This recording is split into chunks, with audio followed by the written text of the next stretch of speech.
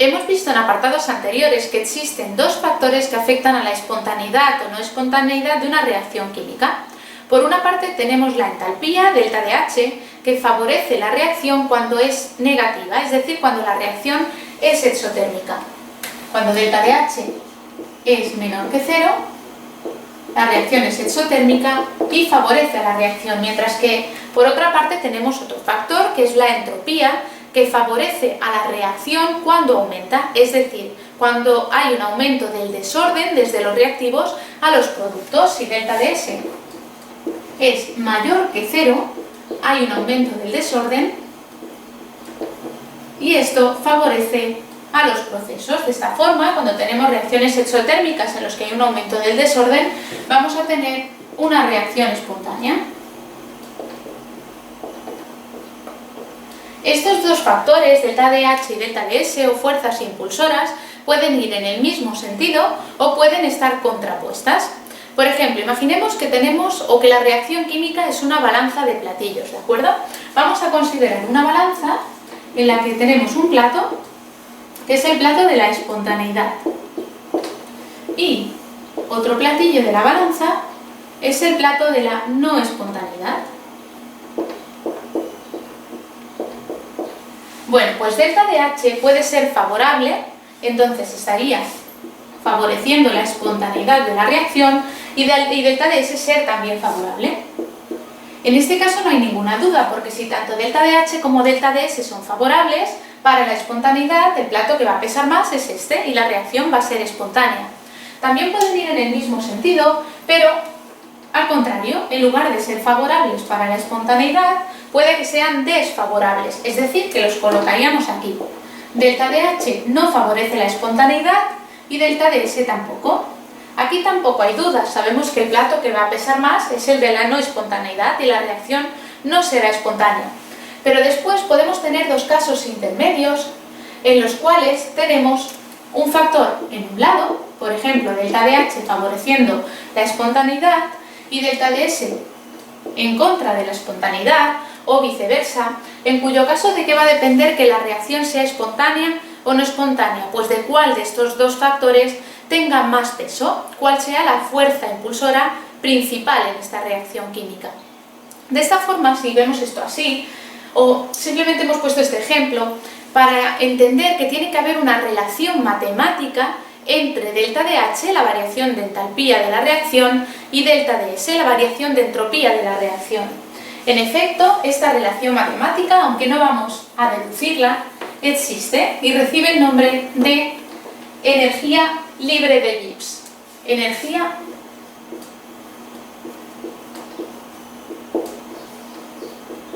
libre de Gibbs y se representa por una G mayúscula.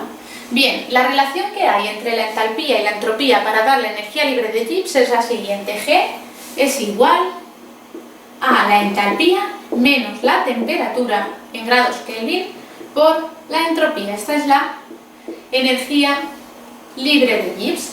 La energía libre de Gibbs es una función de estado, es decir, únicamente depende de los estados inicial y final, y también es extensiva, quiere decir que depende de la cantidad total de materia que tenemos. ¿Qué representa esta energía libre de Gibbs? Bueno, en esta expresión que tenemos aquí, H, la entalpía, representa la energía total que posee el sistema o de que dispone el sistema, mientras que el factor T por S representa una energía no aprovechable, como si dijésemos es una energía que se desperdicia. Por este motivo, a G se la llama energía libre, porque tenemos la energía total menos la energía desaprovechada, nos da la energía que sí que podemos aprovechar. La energía libre para ser aprovechada, ¿en qué sentido? Pues es energía que el sistema puede utilizar para realizar un trabajo, para producir en este caso una reacción química, ¿de acuerdo? Entonces G es la energía disponible para realizar un trabajo.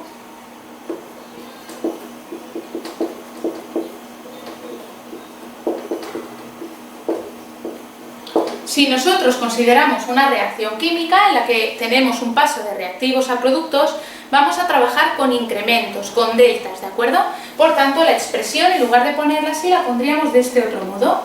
Variación de energía libre de una reacción es igual a su variación de entalpía menos la temperatura por la variación de entropía. Y esta es la forma como habitualmente la utilizaremos.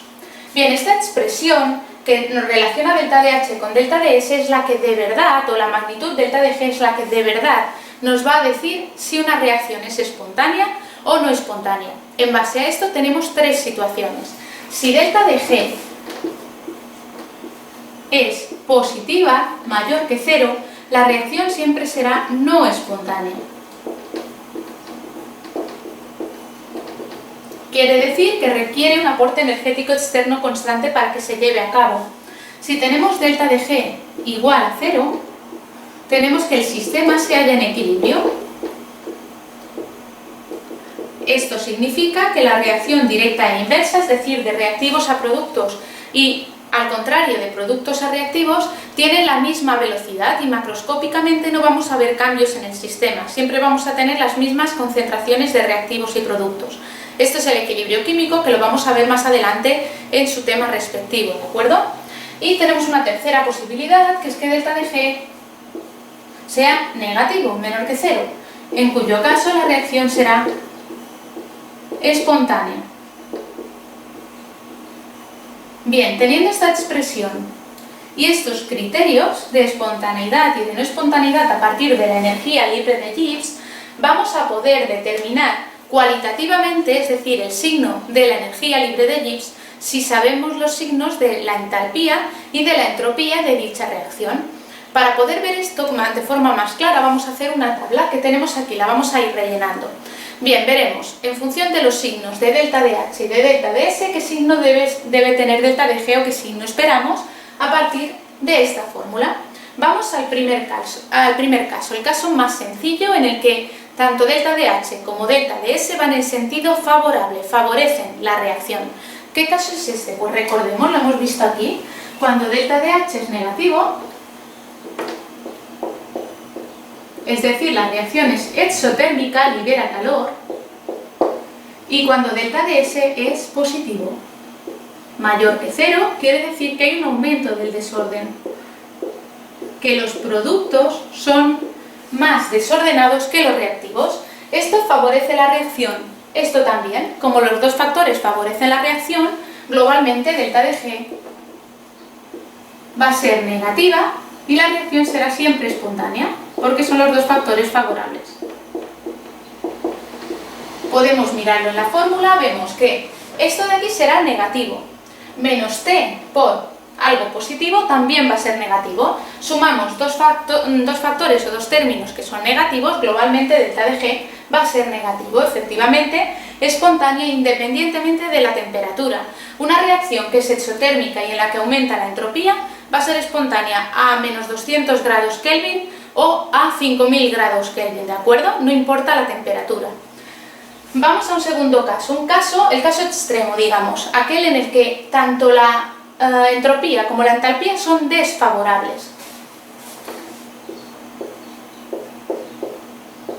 Cuando delta de H es mayor que 0, la reacción es endotérmica y delta de S es negativa, es decir, hay una disminución del desorden de reactivos a productos. Los productos son menos desordenados que los reactivos. Esto no favorece la reacción, esto tampoco. Aquí en la fórmula vemos que tenemos delta de H será positivo, menos T por delta de S, como delta de S es negativo, menos por menos más, y tendremos un factor positivo, delta de H, otro factor positivo, este de aquí, positivo más positivo, será de resultado también positivo, delta de G, y por tanto, efectivamente tenemos delta de G mayor que 0, no espontánea. ¿Por qué? Pues porque ninguno de los dos factores, delta de H y delta de S, la favorecen. Ambos van en contra de la reacción, ¿de acuerdo? Entonces, esta reacción para llevarse a cabo requiere un aporte energético externo constante. Otro caso, un caso intermedio. Aquel en el que delta de H es favorable, es decir, la reacción es exotérmica,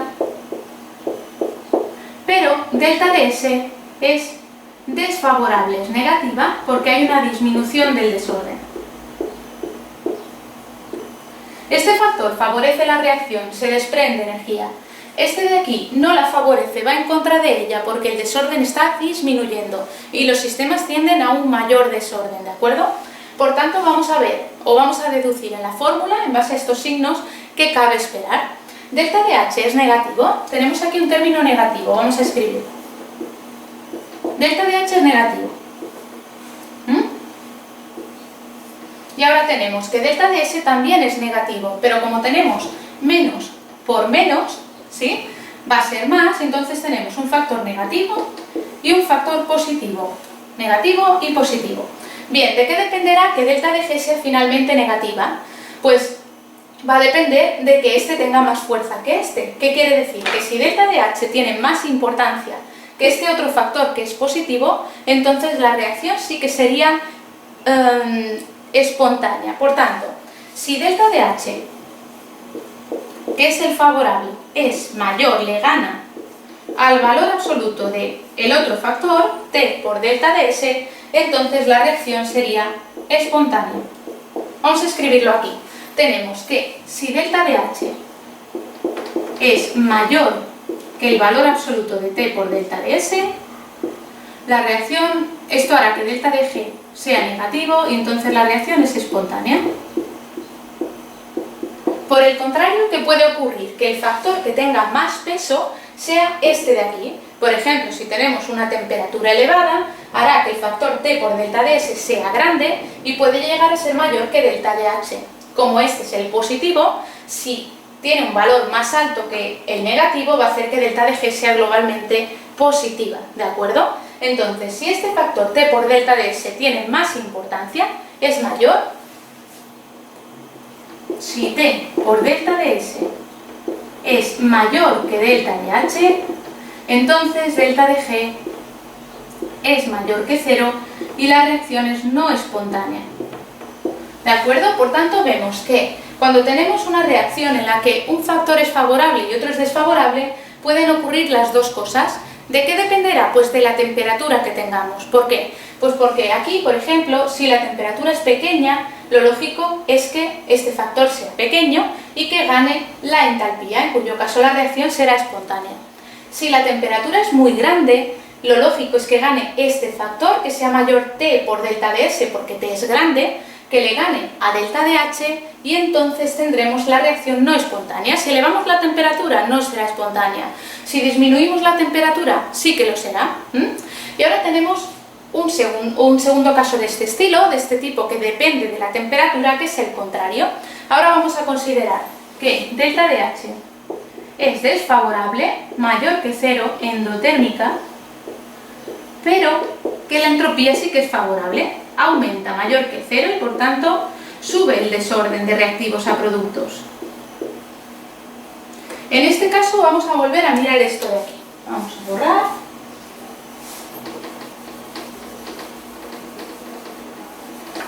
¿Qué tenemos aquí? Delta de G igual a un factor positivo, porque la reacción estamos diciendo que es endotérmica. Un factor negativo, que es este de aquí, porque tendremos menos por más, menos, un factor negativo. La reacción será espontánea, delta de G será negativo, si este factor es el que sale ganando, el más fuerte, ¿de acuerdo? La fuerza impulsora con más peso en la espontaneidad. Si este factor T por delta de S, valor absoluto, es mayor que este factor de aquí, delta de H, la reacción será espontánea. Vamos a escribirlo allí. Si T por delta de S es mayor que delta de H, entonces la reacción es espontánea. Delta de G será negativo, espontánea. Por el contrario, si T por delta de S es menor, ganará este factor de aquí, que es el positivo. Si T por delta de S es menor que delta de H, entonces tenemos que delta de G es mayor que 0 y la reacción será no espontánea. Como vemos, va al contrario que en la anterior. Aquí teníamos que si T delta de S era menor que delta de H, era espontánea, y aquí si eso ocurre, es no espontánea. Por tanto, al contrario de lo que ocurre en estas de aquí, estas otras reacciones lo que tenemos es que si tenemos una temperatura muy grande, este factor será mayor que delta de H y será espontánea. Estarán favorecidas a temperaturas muy altas. Mientras que si lo que tenemos es una temperatura pequeña, vamos a tener que T por delta de S es menor que delta de H, porque este factor de aquí, al estar multiplicado por una temperatura pequeña, también será pequeño, y entonces vamos a hacer que la reacción a temperaturas bajas sea no espontánea. Bien, pues este es el criterio que vamos a emplear para determinar la espontaneidad o no espontaneidad de una reacción química. Delta de G, la energía libre de Gibbs.